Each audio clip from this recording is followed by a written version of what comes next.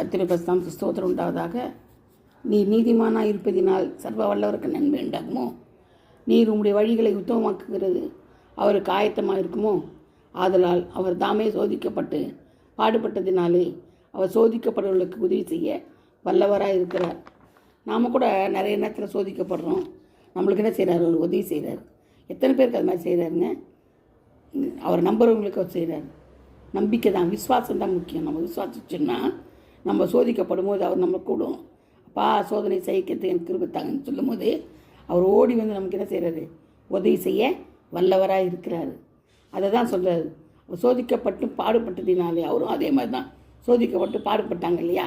அதனால தான் அந்த கஷ்டம் அவங்களுக்கு தெரியும். நம்மளை போல அவங்கள கஷ்டப்படுறாங்கன்னு தெரியும். ஆனால் தான் நமக்கு என்ன செய்வார்? அவர் ஓடி வந்து உதவி செய்வார்.